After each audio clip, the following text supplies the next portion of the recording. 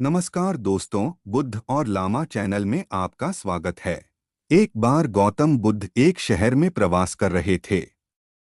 उनके साथ कुछ शिष्य भी थे। एक दिन उनके शिष्य शहर में घूमने के लिए निकले। वे शहर में घूम ही रहे थे कि तभी शहर के कुछ लोगों ने उन्हें अपशब्द कहे। उनके बुरे शब्दों को सुनकर शिष्यों को बहुत बुरा लगा और वे वापस लौट गए।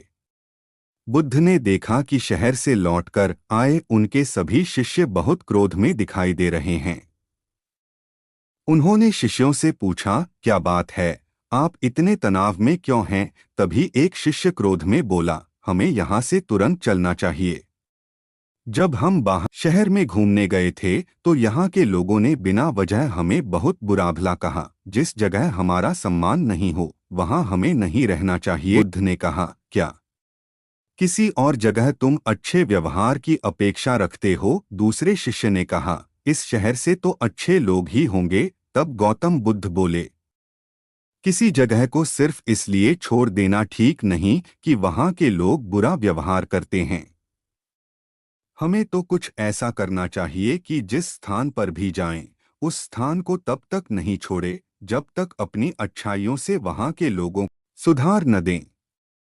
हम जिस भी स्थान पर जाएं, वहां के लोगों का कुछ न कुछ भला करके ही वापस लौटें। बुद्ध ने कहा, जिस प्रकार युद्ध में बढ़ता हुआ हाथी चारों तरफ के तीर सहते हुए भी आगे बढ़ता जाता है, ठीक उसी तरह उत्तम व्यक्ति भी दूसरों के अपशब्दों को सहते हुए अच्छे कार्य करता रहता है।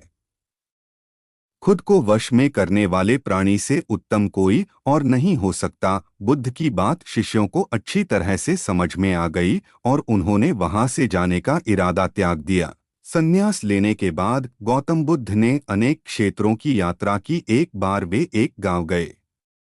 वहां एक स्त्री उनके पास आई और बोली, आप तो कोई राजकुमार लगते हैं।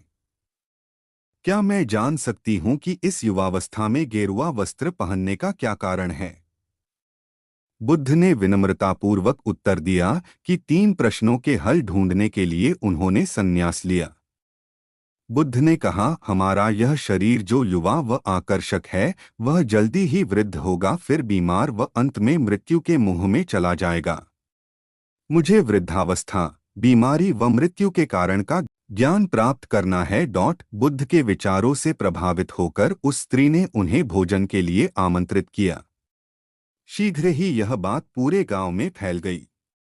गांववासी बुद्ध के पास आए और आग्रह किया कि वे इस स्त्री के घर भोजन करने न जाएं क्योंकि वह चरित्रहीन है।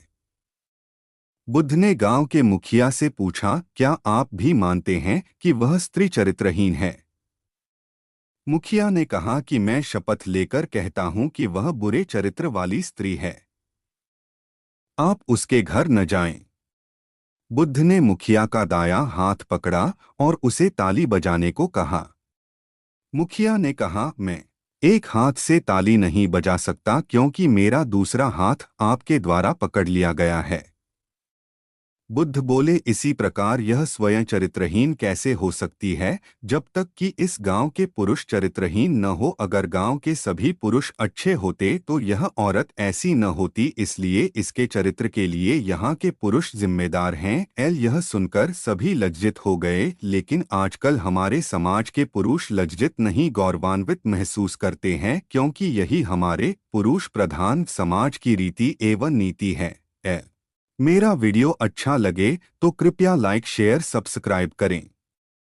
दोस्तों सहयोग करें, आगे वीडियो बनाने में मेरे को मदद मिलेगा।